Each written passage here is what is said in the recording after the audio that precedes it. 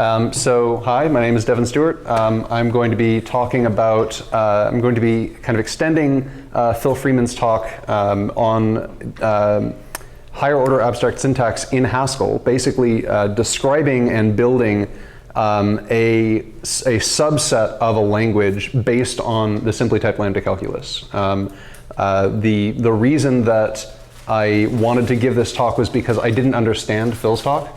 And this actually ended up being a really nice introduction to actually kind of the fundamentals of computing.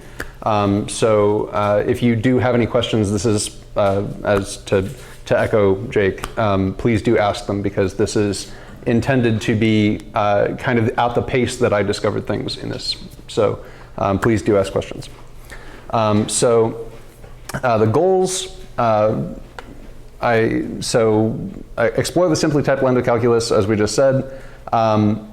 So writing programs in an embedded language in Haskell. So we're going to see this, but we're keep an eye out for the distinction between like at what point you recognize the language kind of deviating from the host language being Haskell. Because that's kind of a big moment. And also one other note is that this file that I'm walking through is literate Haskell. So this file itself is runnable. The repository is, I mean, it's kind of small at the top of the screen, but the repository is here if you want it.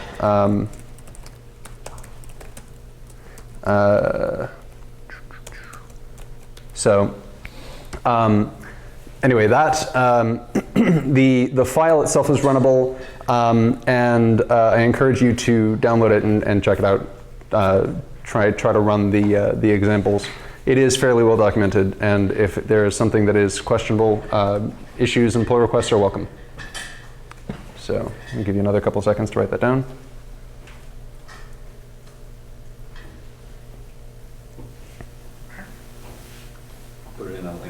Cool. Sounds good. So, you ready? Yeah. Okay, cool. So, the simply typed lambda calculus is the concept of, or is kind of the fundamentals of what it means to have a language that can represent computing. So, being able to describe functions, being able to describe the interactions between types, even if you actually don't know what the types are yet. We don't have, like, we've got these kind of meta things, these holes for types to go, but we don't have the types yet. So the core of what we have in this language, and this is directly lifted from Phil Freeman's talk, is we've got application, right biased application, left biased application, and lambda. So with an application, one of the application instances takes a function in our type class, higher order abstract syntax HOAS. So if we've got an instance of this type class, and a function in that instance of a type class, a value in that type class, we can produce another value in that type class. Similarly, you can wrap a Haskell function into, you can kind of lift this Haskell function into a HOAS function. And you'll see that in a minute. So actually, pretty much immediately. Yes, sir. On that lamb, I think of it as lambda, and then the left side is that the name of the function right there? Is that? So the question is the left-hand side the name of the function? This expression does not currently have user-definable names. As you'll see, it does support value binding, but it piggybacks on top of Haskell's bindings. All of the functions that we're going to be defining are actually going to be inline, and the first instance of this, or the first implementation of this language, actually generates Haskell source code. So you can actually see what gets compiled, and the names are all kind of sequentially generated. So it names itself. Yeah, basically, yeah. So it does actually. There's I mean, well, I'll show you in like 2 minutes. So in the simply typed lambda calculus, as I mentioned, is we don't have all these types yet. We just have the concept of data transformations. So we've got the identity function prefixed with h. So we've got in our language, we've got a function from a to a. And the way that we're going to describe this in our HOAS implementation is by saying lambda. So we're going to pass in the lambda here. And the lambda definition is from x, give me x. This is a normal Haskell function. By lifting it into this lambda, by passing it into this lambda function wrapper, we actually lift it into our HOAS language. Because this is now a value, the result of this lambda expression application is a value in our language. The value is in our language, the function from a to a. Turns out we can actually apply that value to itself and get the same type back. So we can actually see immediately we have higher order functions in our language. Piggybacked on top of Haskell, and then additionally just because of the way that Haskell thinks about values. Function application, this is one also lifted from Phil Freeman. These are the two that are from him, so mad props to Phil. So we've got this application. So given an A in our language, so this entire signature is in our language. So given an A and a function from A to B, give me a B. So we can bind the value A, and then we can lift. We can lift the result of this thing. So we can bind A here, and we can return a function that does the application. So return a function that takes the function and returns the application. So that's actually the implementation of this. So it looks exactly like normal Haskell syntax, other than these lambs in there and the double dollar for application. Const as well. Give me an A, give me a B. I'll give you the same A back. So basically, just eat the second application, the second parameter passed in. Function composition also. God damn it! I'm sorry. So give me a function from B to C, a function from A to B, and I'll give you a function from A to C. It looks exactly like you would expect. These I'm running through these to get to the interesting part. If anybody has a question on these, I'm not it took me a while to kind of write these, so I don't expect you to not have questions. But I also I'm excited about what's coming up next. So parameter flipping, actually, this one was fun. So I'm going to step through this one. The function from A to B to C to B to A to C. I can bind the first parameter, or I can bind the function. The function is what I just passed in.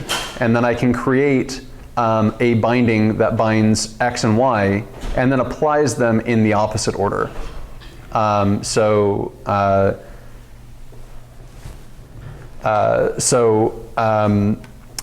can, based on this, now I have a function actually at this point. Once I have this lamb, I have a function from X to Y to something. And because I have this function f bound here, I can use that here because of the way that Haskell, we're embedding this in Haskell. We're utilizing Haskell's own bindings to write our language. So we're bypassing a huge amount of work to make this language actually functional.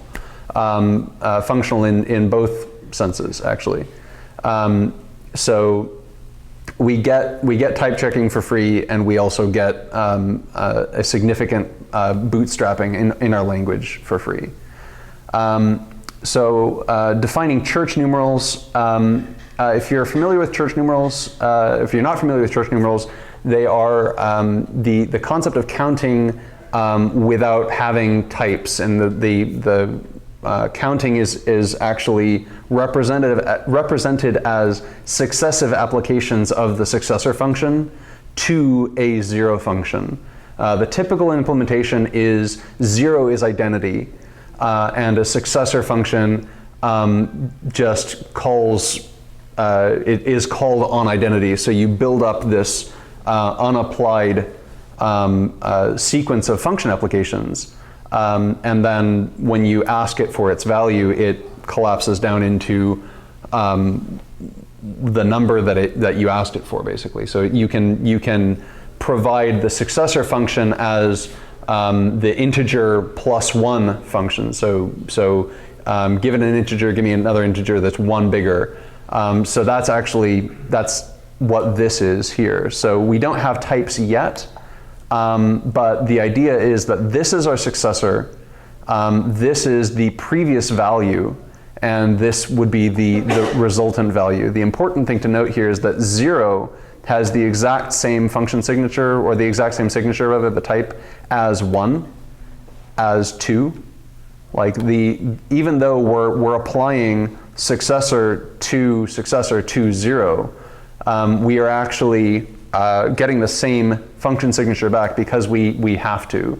And what we end up getting out of this is we get this unapplied sequence of successor calls on top of 0. And then in the future, in about maybe 5 to 10 minutes, we can come back to this example and look at what this looks like once we actually have types in the language. Any questions on this, by the way, until or I'll move on? Anybody? No? Okay, cool. Yes? I find myself tied to names, but what this is the substructure underneath that kind of thinking. Can you rephrase that as a question? You have to go through Pprint to make the names visible. Right. So we're now halfway on to that. So I'm gonna go to the next thing. But then yes, you're right, because this is so actually that's a good point. So this is everything above here where my mouse is. Everything above that is all nameless bindings with modeling data flow. We don't actually have anything that's going to give us what we would consider to be the functionality of a common language like Haskell or like C or Python or whatever. We don't have that yet. What we have is this sort of abstract modeling of computation, and what we're about to do is actually borrow Freeman's Pprint type class here, or actually rather Pprint instance of HOAS, that will print Haskell source code, so we can actually then look at the representation of what we were just constructing. So this is a type class, or this Pprint thing goes from an integer to a string. Its value, the value of a Pprint value, is a function that goes from an integer to the string representation of itself. So the typical way that you're going to see this is I being passed in. I is the, as Phil put it, the name supplier. And then what we do is we're passing I down into the instances of Pprint here. So we unwrap F, we unwrap G, and then we pass I down into those so that they can kind of unwrap themselves. And what we get back from them is a well-formed string of what they represent. And then we concatenate that with parens and an application symbol to suggest that, or to get the source code that we want, actually. Because these are responsible for printing themselves, we don't actually have to do any sort of type checking or other validation. We can trust these strings because Haskell provides that validation for us. So kind of useful in this. It gets rid of a lot of boilerplate. So the three that I defined are right associative apply, left associative apply. The only difference is one of them uses $ to force the right-hand side. And lamf is the thing that actually constructs the lambda, and this actually is where the names come from. So this is the name supplier.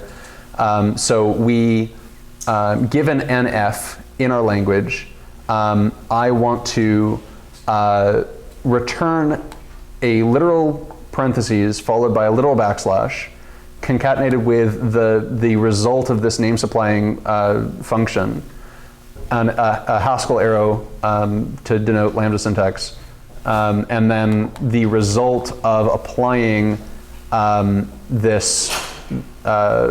applying to f, actually, sorry.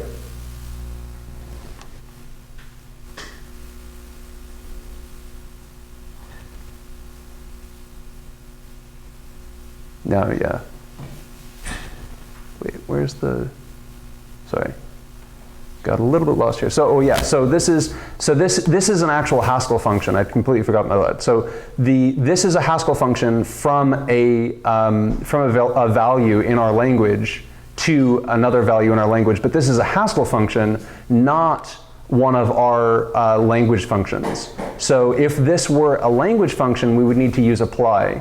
But because this is a Haskell function, we pass the first value in just normally. So this normally for Haskell. So we actually do construct a new pprint instance, ignoring the name supplier, because we're just going to use the name of our current level and pass that into f. So we're creating the binding that goes into the next level, and then we're passing into that next level, we're passing the successor to our current number that we're using to generate names. So this is sort of abstract, so I'll show you an example of this. So if we look at what it means to actually print some of the things that we've defined so far. So we've got const app and then the identity function, the identity applied to itself function. So we've got, these are actually direct outputs from running these lines. So I can actually put this directly into the console and prove it to you. So this is, if I run this, what I'm going to get is, this is actually the Haskell that gets output, and what we end up with, if we look at it, is the type that we expect. So we give it a T1, give it a T, and then it'll give us back the T1. This is the definition of const. This is a definition of const. Because this const thing is actually it's defined in our HOAS language. It doesn't actually have an implementation yet. It doesn't know where it's trying to go. It's just a representation of abstract computation. It represents the function a to b to a. But by running it through Pprint and giving it a name supplier, we can actually get it to transform itself into Haskell source code. We'll see that this is actually, while useful for constructing a language that represents a subset of Haskell, or for people who are familiar with chroot in Unix and Linux, being able to restrict the environment, restrict what you're describing or able to describe in your language. If you write an environment in this HOAS system, you actually can't represent parts of what Haskell can represent natively. You're exposing only the part of the language that you actually want to expose. So just aside from the kind of philosophical explanation or adventure of what does a language actually mean, how does a DSL work, there's actual application for this kind of right out the gate, which is kind of neat. That being said, it's still, I mean, we still don't have types, right? We're still just looking at A's and B's. So the next thing that I wanted to do is actually expose part of Haskell's type system into this HOAS language.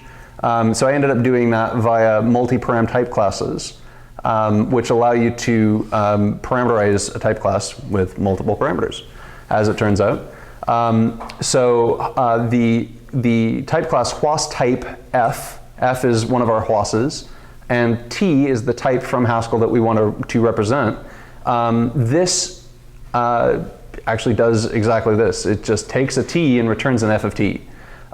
This is actually your pure from everything else. I mean, it works kind of like pure, except it's constrained by instances of HOAS type. So if we provide an instance of HOAS type for bool, it just happens to be drop the name provider, show X, and that's the result of this thing. It is show X because every instance of pprint goes from integer to, or from int rather, to a string. And because we're compiling to Haskell, we can use the shown version of bool. So that'll give us true and false correctly capitalized for Haskell's consumption. So if we look at, so run pretty pure true, h pure true, sorry. So run pretty h pure true, we get true back. So kind of good. This is what I would expect. And I mean, just what the goal here was to be able to copy and paste and get the same value back. So and this kind of satisfies at least my goal. So for larger things, this copy and paste ability actually becomes kind of relevant because we don't currently have a way to save our language out. Or rather to reinterpret our language. So we would have to save the language out to a file and then run that source code. So that's where the ability to actually save it and then run it actually is pretty important. So to go along with an instance of bool, we can actually create another type class to represent the extensions or the language functions that utilize bool. So if then else and h and or hand, depending on what kind of person you are. I'm going to go with hand, just because I'm that kind of person. So if we run pretty, hand h pure false and h pure true, we should expect to get back an expression that looks like Haskell that would evaluate to the true and false. Without quotes. With quotes, because it's a string. So we get quotes, but this is actually, if I copy and paste this, it's runnable code, and it results in the result that we actually expect, right? So, but the important thing to note is that it is going to be a string because it's an instance of preprint. We're running this HOAS language in an instance of the language that will generate code. So, I'm sorry, question? No? Okay. Question. Yeah. So we can't use any types in the language until we import it from Haskell, right? Yeah, so the question is, we can't use any types that we want. We have to specifically add support for them. We definitely do. That's what these instances are here. So I've currently added an instance for bool. We can see down here, I added an instance for equality. That's, I mean, yeah, we don't want, what we want to do is we want to restrict the programs that can be expressed in our language. We don't want people just writing their own data types and suddenly now your language has to support that too, because that's where you get bugs and failure. So yeah, good question. So H naught, we are explicitly typing this to say a language that can use H naught must support the HOAS type bool and also have a definition of HOAS booleps for that language. So this is now a kind of a second interesting concept, which is the ability to express constraints on what languages can use functions, right? So we're representing functions as these values, and I can't actually compile this code unless I have an instance of the language that knows what bools are and how to work with them. So that's why the type constraints have gotten a little bit kind of more specific here. We're not just talking about things that are HOAS anymore. We're not just saying, yeah, just give me a HOAS F. Now we actually need to know that the language is actually going to support the things we care about. And this is another point where you can actually select exactly what features you want your instance of this language to have.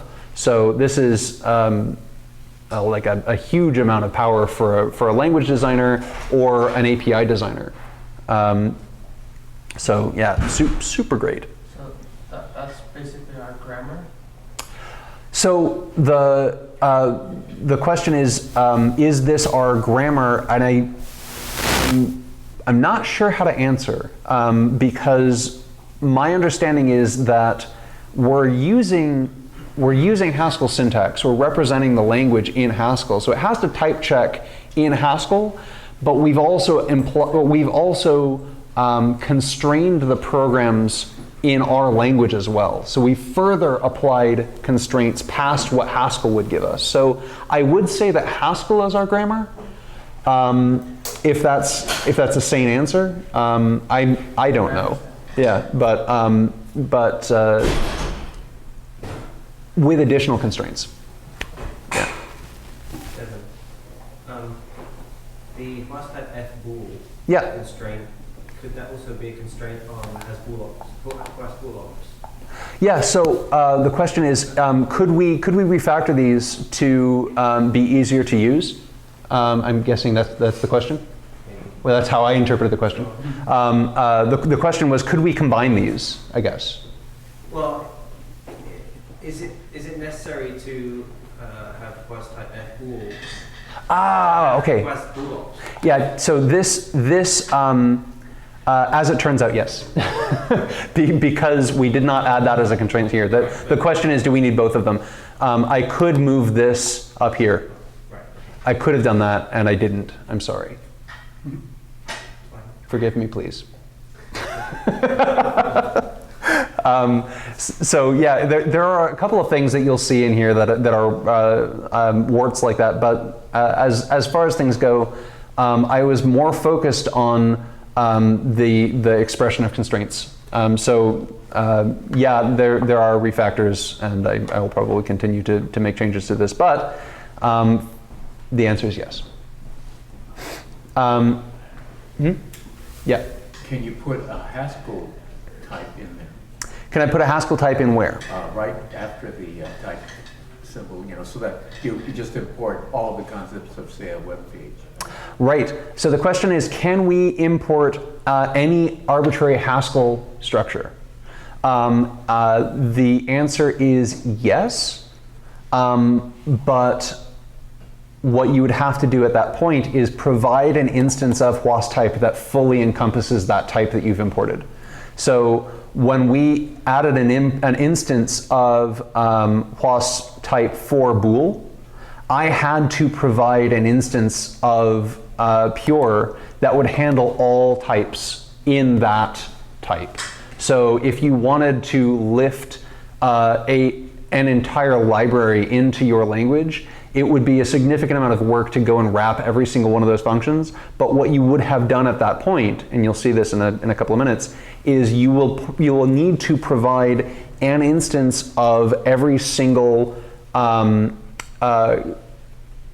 mapping from your HOAS representation to your target language. So if you want to compile to Haskell, fine, easy enough anyway.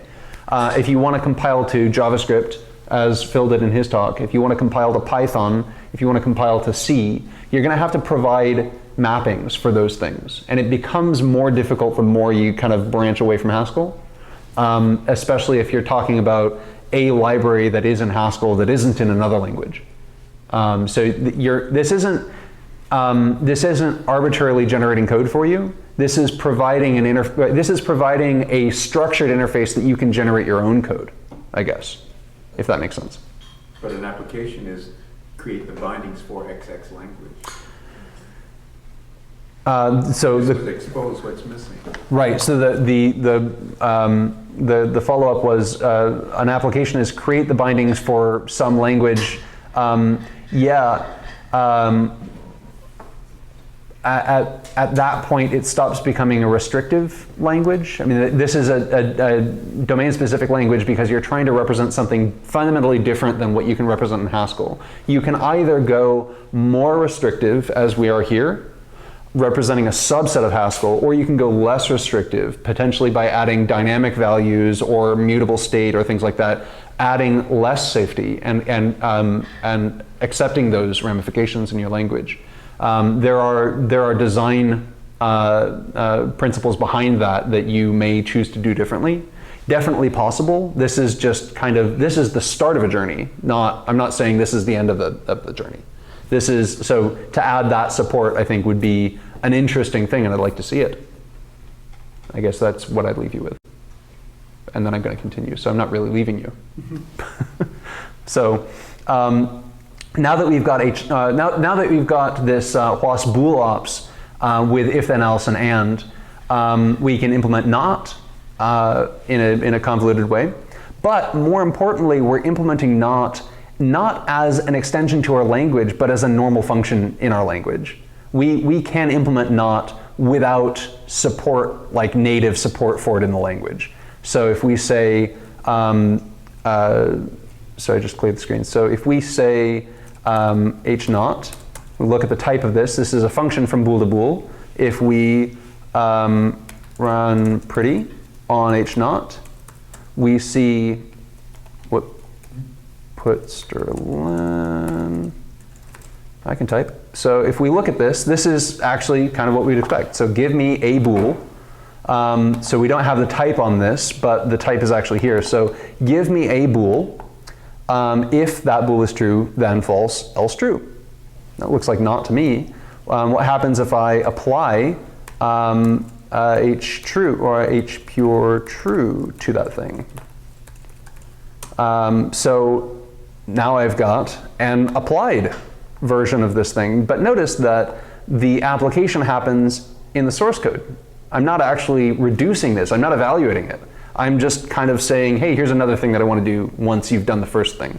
So if we run this, we should get false. And if we run it with false, you get true. But the important thing is that what we've done is we've actually generated source code that evaluates to the value that we want in the target language, not in the host language. We're not actually doing all this work up front. A point that that might be interesting to make here, I think it's interesting, is that we're getting kind of close to being able to do some sort of analysis to look at the actual values. Like we can almost do dependently typed programming in this. Like not saying that dependently typed programming is like an easy thing by any stretch of the imagination, but we've got a language in Haskell, and we've got access to data primitives. We've got access to the actual values that are in the language, and we can start potentially deriving some form of meaning from the data, the actual kind of fixed points of data that are being compiled into your language.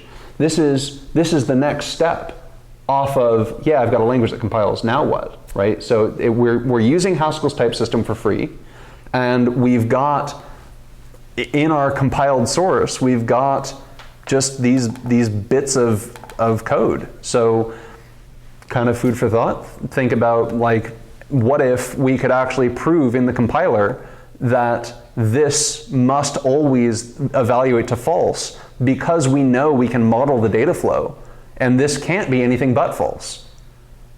Our optimizing compiler could actually just replace this entire structure with the value false, and now suddenly we've completely removed that computation that would have been required in the target language, what we're trying to compile to. So I think this is interesting. This is what keeps me up at night, by the way. Because I like to cheat when it gets me closer to my goal for free, I actually just decided to import all of EQ. So sorry, I basically, I wanted to implement equality, but I didn't actually want to implement equality like for real. So I just said, you know, let's just trust that Haskell knows how to compare two A's, and then it'll give us a bool. So the instance of equals actually does just kind of concatenate the double equal and just kind of trust the host language to kind of do the right thing, please. This only works because we're pre-printing to Haskell, anything that we try to pass in that isn't an instance or doesn't have an instance of EQ will fail. But this is a wart. Just pointing this out, my apologies. But it's also kind of a good exercise, just in my defense, it is a good exercise of exposing subsets or entire subsets of the Haskell language into our dynamic language, or into our domain-specific language. So if we actually wanted to cheat and say, yeah, what we're actually getting out is something that knows how to be compared, or hey, trust me, I'm going to provide the bindings to do real equality elsewhere. You don't need to worry about equality so long as Haskell knows how to compare these things. These things are generally comparable. That's another, like, as a language designer, you can include that as your like kind of supplemental library for your code, like in the environment that it's going to be running in. Did that make sense? I see confused looks. Ben, you all right? Yeah, I was just wondering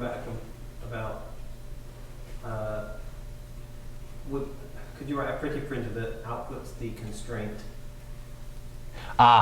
Yeah. So the question is, could we write a pretty printer that outputs the equality constraint somehow in here? You'd have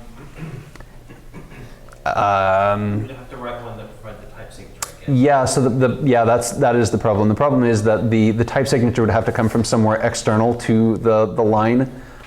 So without doing a lot of extra work, I don't think so. Yeah, that's why it's a wart, really. So sorry. Oh yeah. You could imagine writing a version of the printing printer that just prints the type signature. It's true. And you could have a printing printer that just prints the expression. Yeah. Then write a printing printer that runs the first one, then the second one. So the point is, and very well put, is that because we actually know all the types up front, or at least we know some of the types up front. Actually, we don't know all of the types up front. You'd have to add a thing to the type classes to the type classes that lets you print the string representing the type. But what about A or B or C? Have to have, like, right. So now you're talking about type inference, like at the language level, and that was the problem that I ran into for like a week.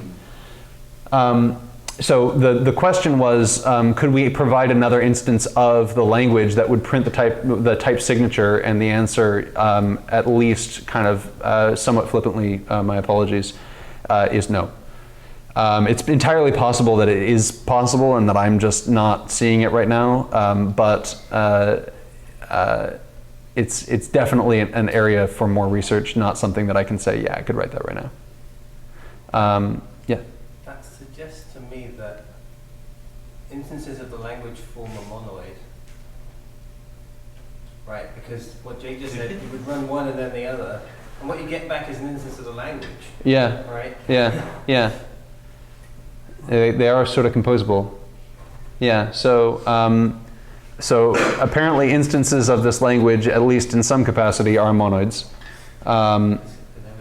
Because, well, yeah, as it turns out, everything is a monoid. Feels like that was the stuff Phil was tackling, like with the algorithm W and unifying types, fresh variables for types and all that kind of stuff. Yeah. If you haven't watched Phil's talk, please go watch it because it's great. This is definitely derivative work, but Phil's was much more in depth and potentially answers more questions than this does. Although I still think this is, I mean, it's fun, right?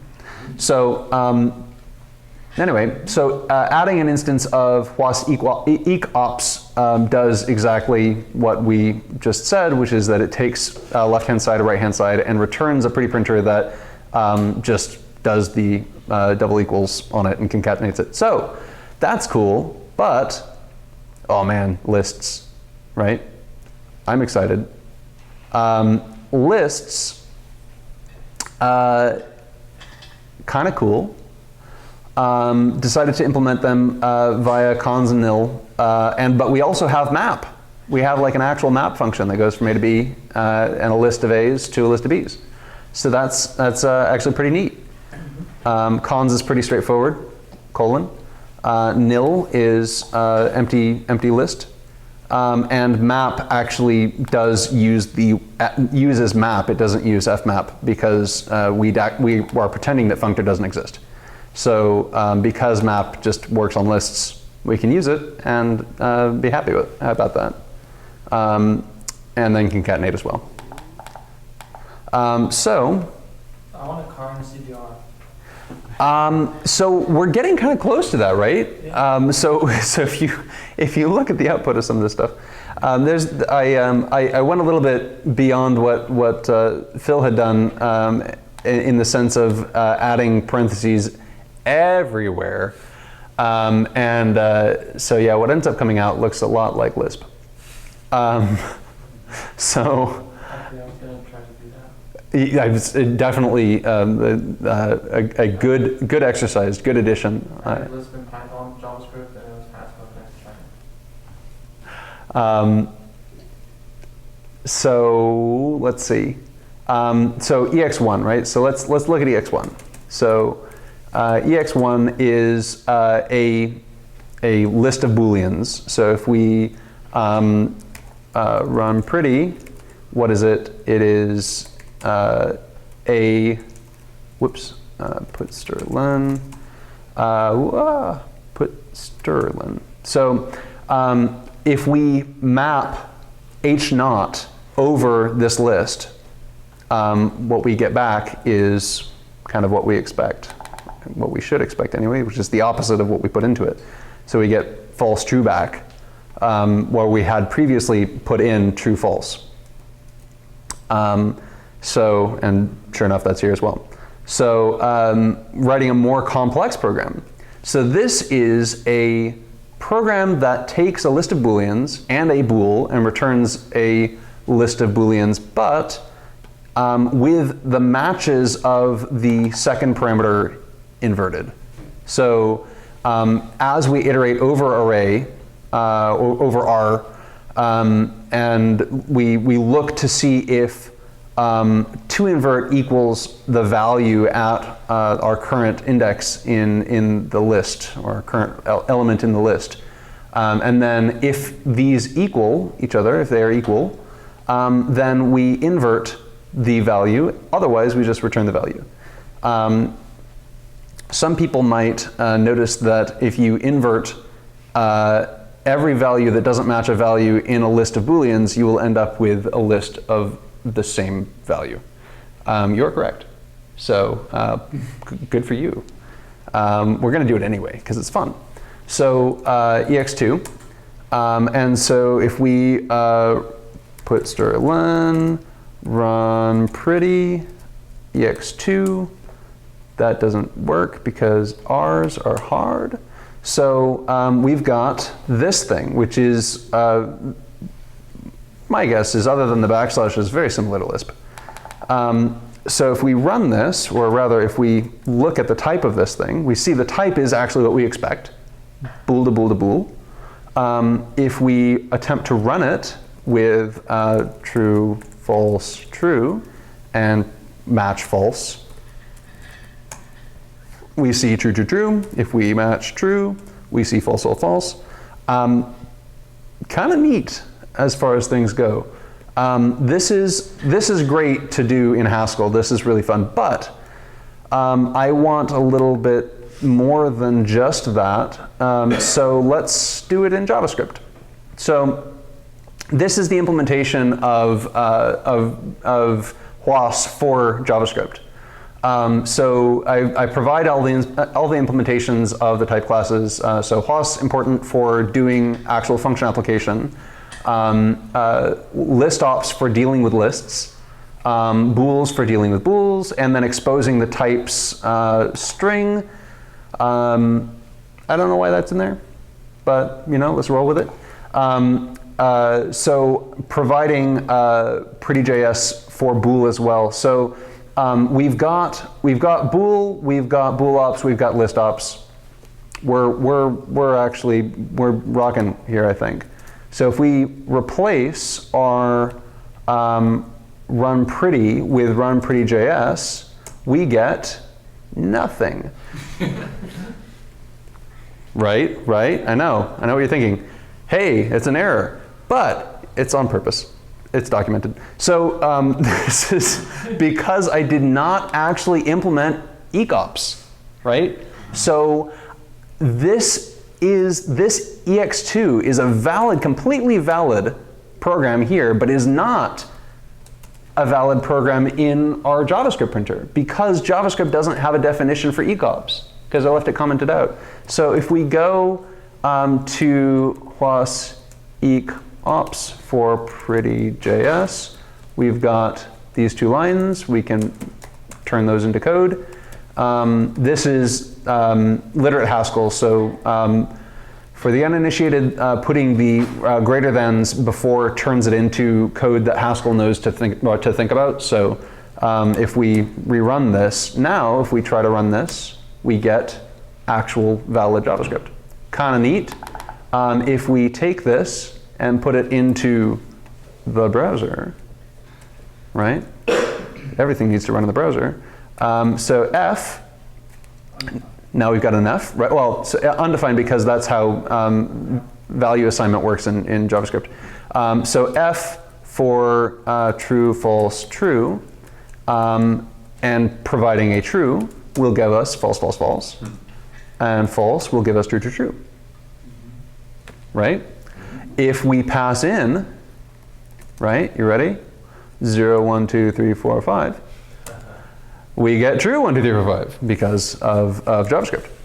Similarly, 0, false, 2, 3, 4, 5. So super great. Put an object in there. Yeah, sure. Yeah, let's do it. Let's see undefined and an object. Yeah, that's what I wanted. That's the best. Oh, because it was true. Sorry. I needed false. Oh, okay. It actually did it. I thought that undefined would turn into. Isn't undefined falsy? Is it just null that's falsy? Did you use triple equals or double equals? I might have used triple equals just on impulse. I did use double equals. It should have been fine. Anyway, so good for JavaScript. JavaScript survived the relentless assault on its integrity. So yeah, sure enough, there we go. We provided the implementation and it worked. HOAS to Haskell evaluator. Now this was fun. Actually, can we go look at the equal sign? Yeah. So I'm trying to understand how the types thing work in this, because this isn't just an implementation of HOAS ops for bool, right? This is what would this work on? Right. So the question is, because this doesn't specifically constrain itself to bools, what other things could this type class work with? Is that the question? Yeah. That is the question? Yeah. Okay. So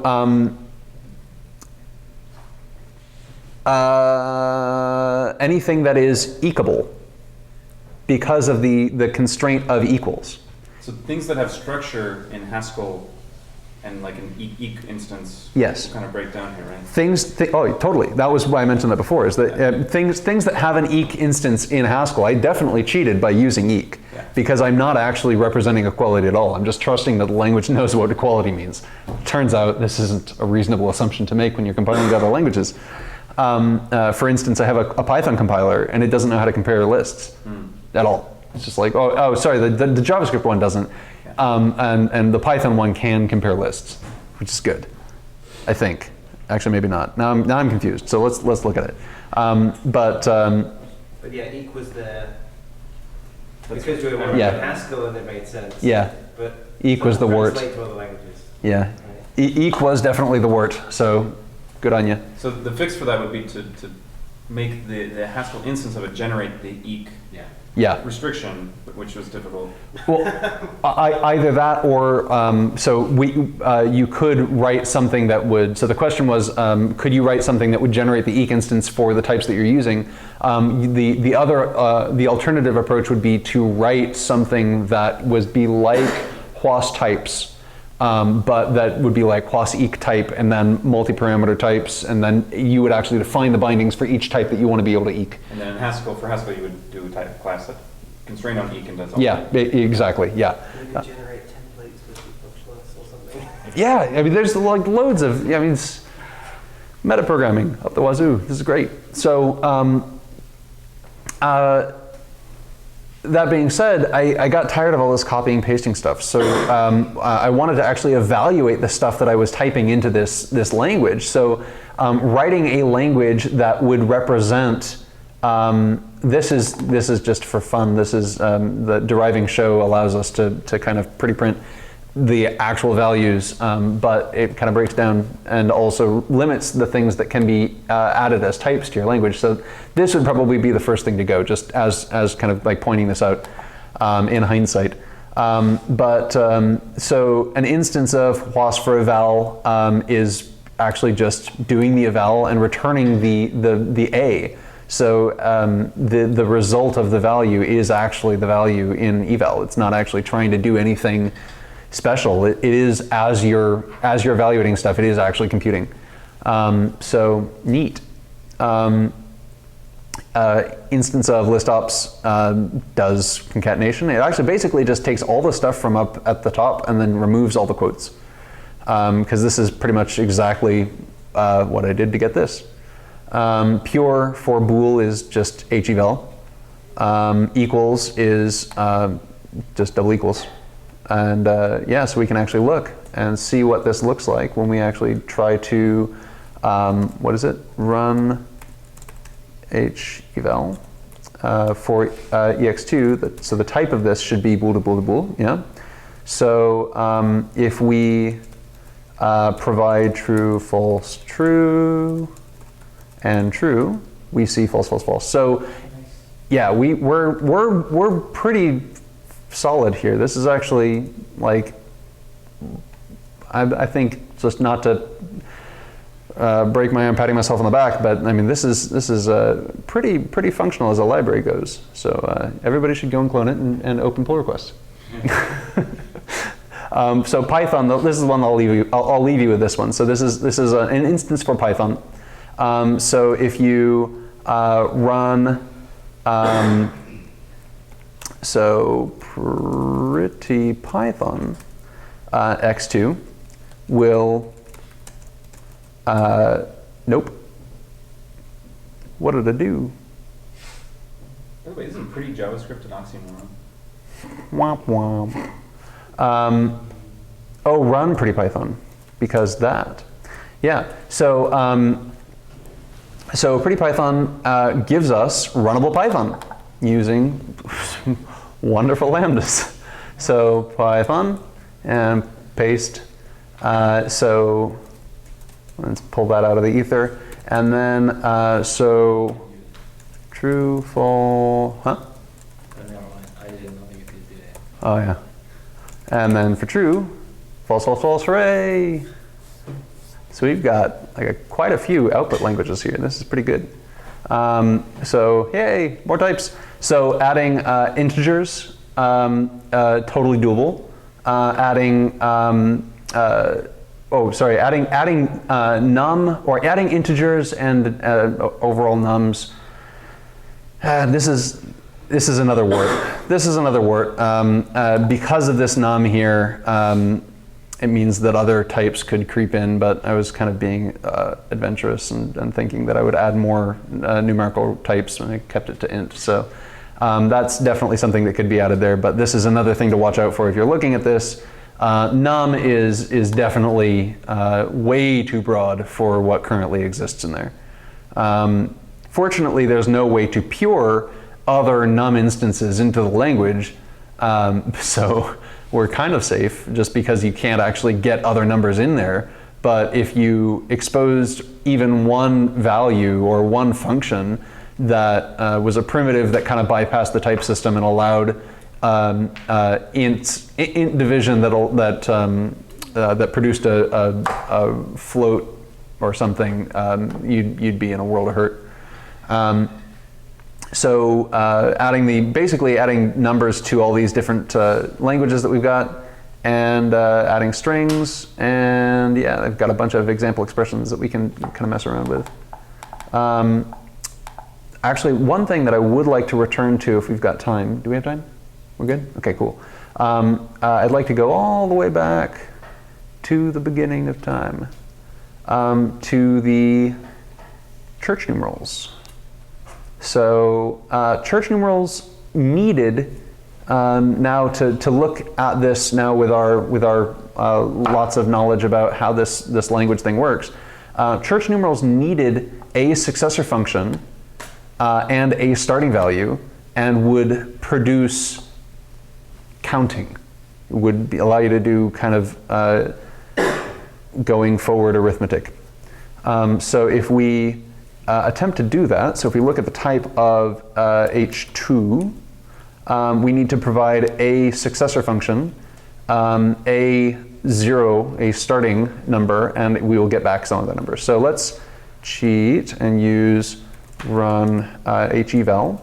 So the type of this is now that. So I'm not cheating, but I'm not going to actually run that result. I'm going to use that to type check that this actually will work. So if we provide an instance of add, now that we've got, I'm going to jump back down to the bottom, we've got numbers now. So because we've got numbers, we've got an add. We've got this this HOAS n to a HOAS n. So if we provide add hpure 0 and hpure 1, what we should get back is an n. So that actually works.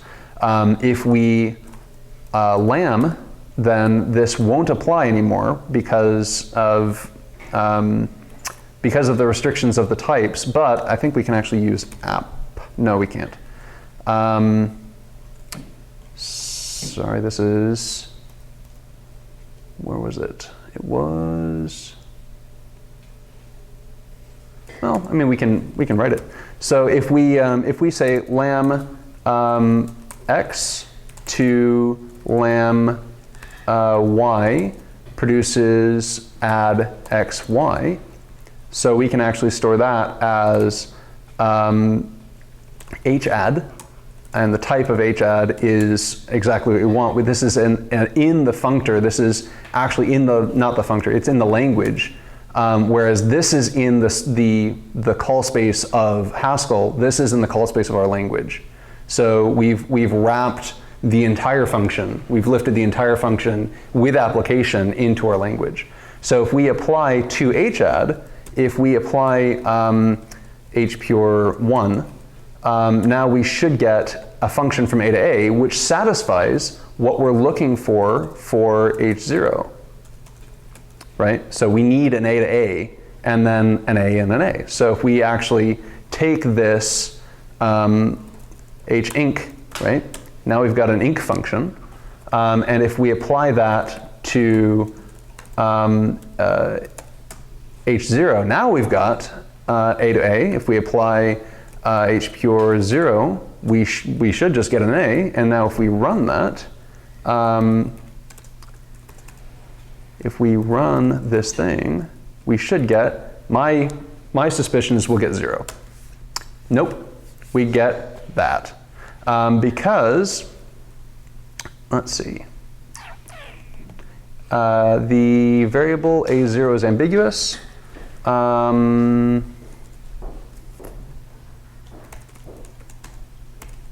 Let's try to pretty print it and see if that works.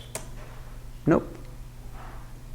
Oh, because hinc is ambiguous because it was unbound. There are multiple bindings for that thing. So let's provide the actual instance of this thing. So hadd with hpure 1, and let's see if that works. Nope. Well, does anybody see the error that I'm causing here? My suspicion is it's actually coming from this. Lam x lam add xy, and so that applied with that should be nope. You just have to stick a type on it to say which kind of pretty print you want. No, because pretty print is there's only one thing that works with that. But the question is this hpure 1, hpure being an issue, right? So hpure should. Can you pretty print just hpure 1? Yeah, sure.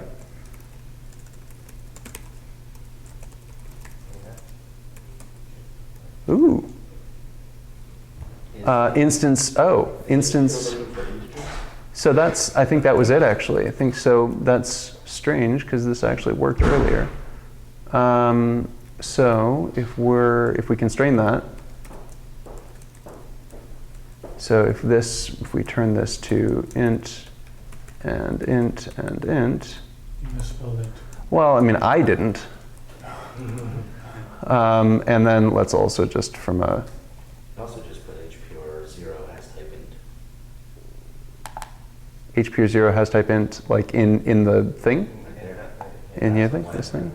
We'll put a has type int on the one.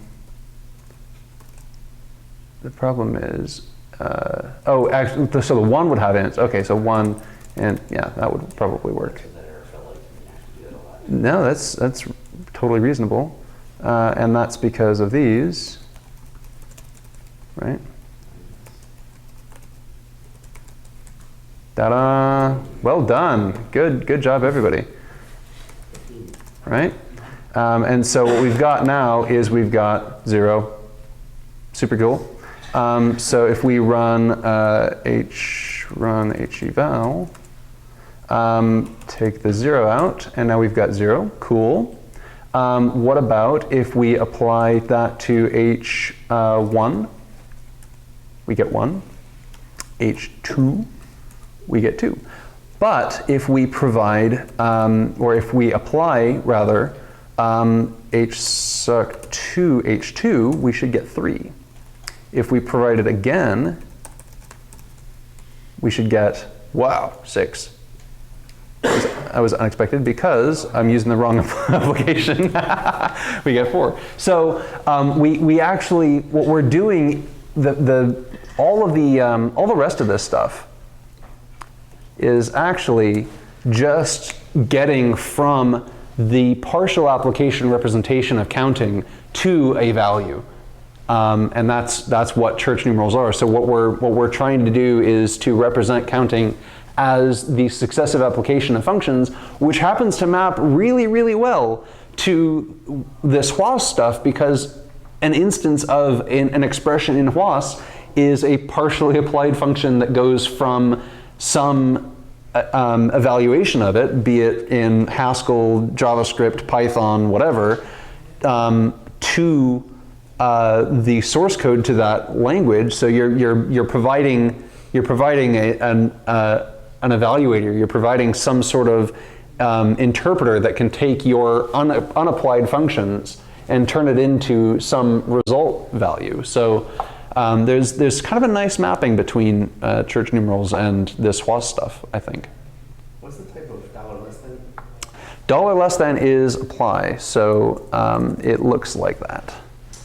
But important is that, whoa.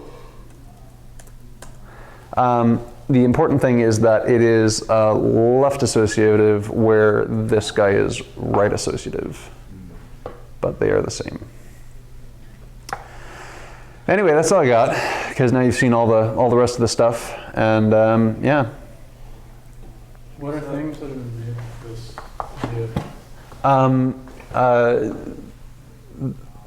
Everything in this slide. Well, the question was, what things have been made in this? Everything starting at the top of the scroll bar to the bottom of the scroll bar has been written in this. What should I be excited about making with it?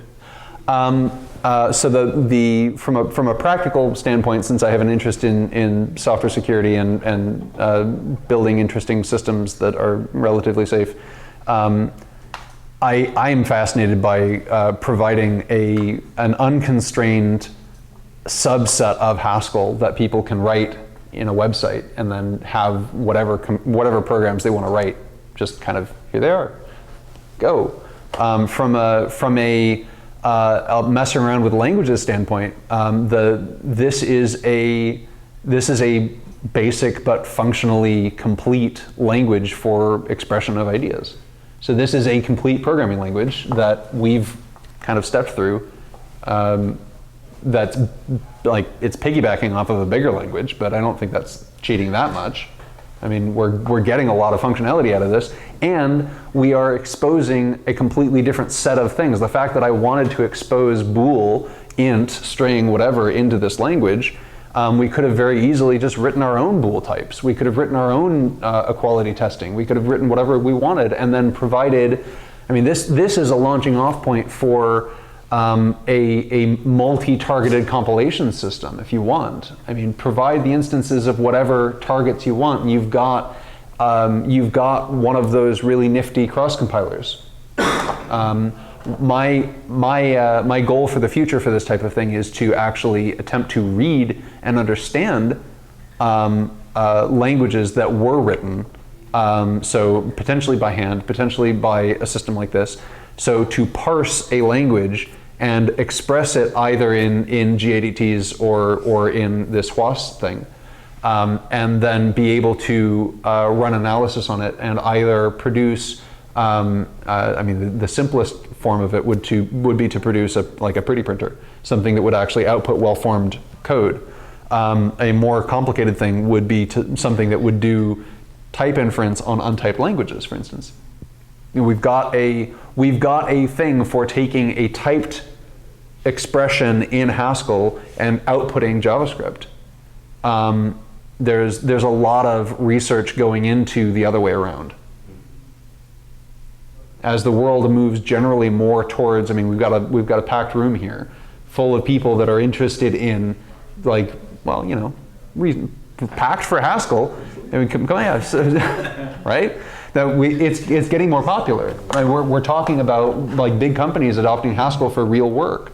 So the world is getting more typed, more functional. Just kind of, you just have to look. So stuff like this is kind of in some way on not necessarily the bleeding edge, but closer to the edge than not at the edge. I mean, this is kind of pushing the limits of what we know how to do as programmers.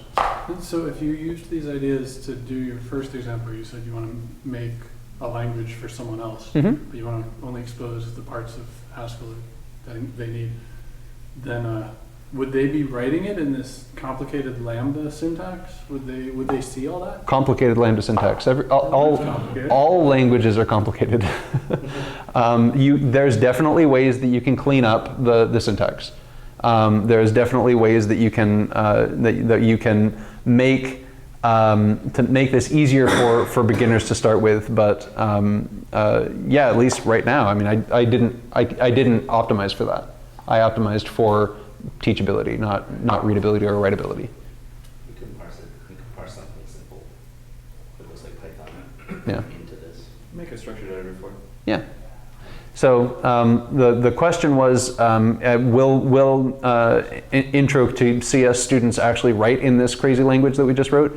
The answer is probably no, but there are parsers and we can write something that will generate this type of structure and then run it through a compiler, and then sure enough, it'll either work or not. This reminds me a lot of template Haskell too, and all the applications of. Yeah. Am I saying the right thing? I don't know. It's possible. I mean, like I'm honored. Well, I don't know that much about template Haskell, but Sure. the idea is basically you write a program to generate a Haskell AST. Yeah. And so this is a Haskell program that generates a HOAS AST. Yeah. And then you can, the idea behind the template Haskell is that it only has one consumer, which is then the Haskell compiler. But you know, you could, this is even a little more flexible because you could either have the ability to evaluate it, Yep. or you could pretty print it, or you could analyze it, etc. So you can write programs to create programs. So in that way, yeah, this is sort of similar to template Haskell.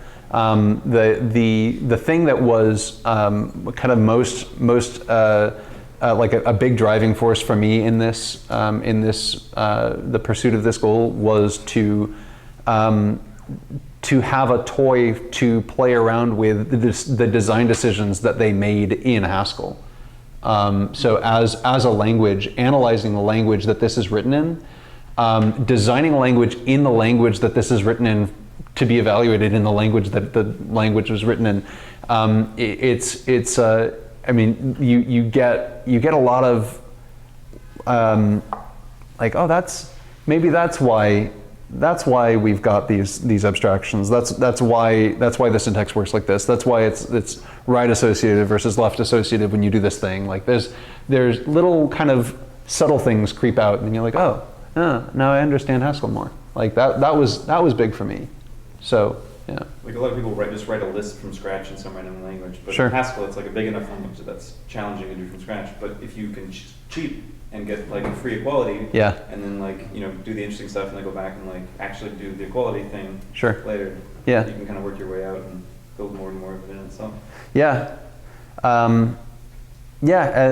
Haskell is a complex language. We get a lot of tools for free, and it's fun to try and build something that's even somewhat close to what you can express in Haskell. I mean, we can express a fair amount in this, but we don't have functors yet.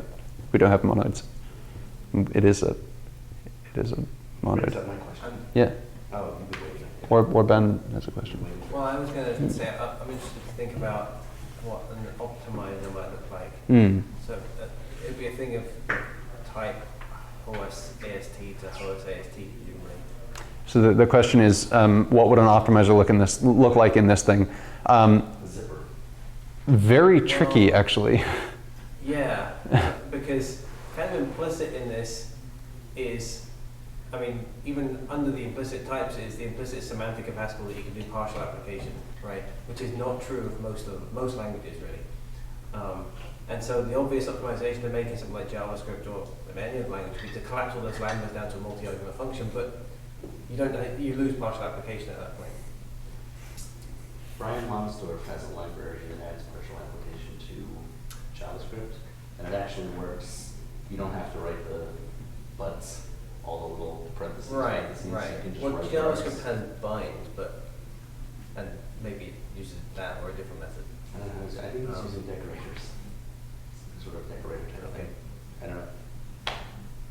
But that struck me as a challenge for optimization. Definitely. The challenge for even doing something as perceptibly simple as collapsing list, the cons, because I mean you've got list literals in languages that have lists, Right. for most cases. But as it turns out, even that is, I mean, you have to know about, you're passing the current state of the world into the lower functions. So you're actually, what you get out of the resultant evaluation is a new thing that fits the same types, but knows more about itself. So you can, in a way, you can try to, like, I found a cons. I'll pass the prefix that I know about so far. I mean, if we look at the pretty.js for hcons, oh, that's not right, is it? Is it pretty.js? Yeah, pretty.js. So hcons for pure h pure 1, hcons for h pure 2, h nil. So if we look at that, not again. Come on, guys.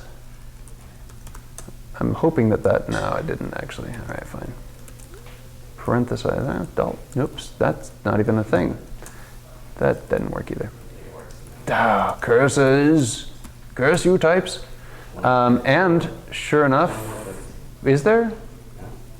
Oh, did you do it on the tool? Yeah, I did. I totally did. From hpure in hcons because hpure here, hcons, h nil. Let's reduce complexity. Okay. Well, then screw it. Let's just hcons, h nil rather, by itself. Yeah, cool. And then oh no, it's triple. So h nil with h nil. So this is how I did array concatenation in JavaScript. But because cons in JavaScript is not an expression that results in a value, I had to actually cons, like I can actually do, so cons for bool would be hcons h pure bool, or false rather, against h nil, and so you end up with that as the expression of cons.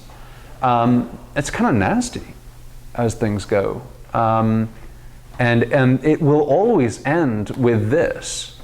So if I could kind of accumulate going forward into the optimizer, if I could accumulate all the hconses that I've found that are next to each other, even for values, even like like ternary booleans or something like that evaluates into something that would fit into an array, that can be a cell in the list. So I just keep passing those forward, until I get to something that's like an unevaluated something, or something that can't be treated like a list. And that would then be concatenated with the result of something else. So I mean, there's definitely room for that. It's just, that's a tricky question to solve. Tricky question to answer. I ran into a lot of this with all the stuff I was doing in Python for my where I'd have things that don't return anything. And I started building interesting lambdas that take things and create new values of that and return them based on combinations of inputs that sort of automates it. Yeah. It's kind of weird. It's very weird. Or even creating a thing. Didn't you like build a state monad to keep around? No, but I just did things like, you have this value, you want to put this in here, but putting that in there doesn't in place and doesn't return the thing. So I would construct a new thing based on the things and return that from a lambda, but pass in nothing to the lambda that would, for a nil value, just to get out that value, because that was something I could return. Weird things like that, just so I could have a function that could be chained with other things. But something that you made me think of, something in there made me think of, was you're writing out JavaScript. Yes. But you don't have to just write out JavaScript. You could write out, lambda calculus expressed in JavaScript. You could write out something like, like, does JavaScript have lists or is it arrays? It's arrays only, right? You could use like Chris Oka's, what is it? Okazaki. You could do like a functional data structure implementation that it kicks out in JavaScript, so it would actually be a list, but it would be a functional list. It would be done through functions. So take this and like the output is this, but in JavaScript. Oh, I see. Right. Like in SICP lecture where you like there's no data, it's all functions all the way in. Yeah. Down the data structure at the bottom, there's nothing in it. Here's a culture. So You get immutability too. that's true. You could write an immutable JavaScript. I'm gonna ask for everybody to clap for me so that we can stop the.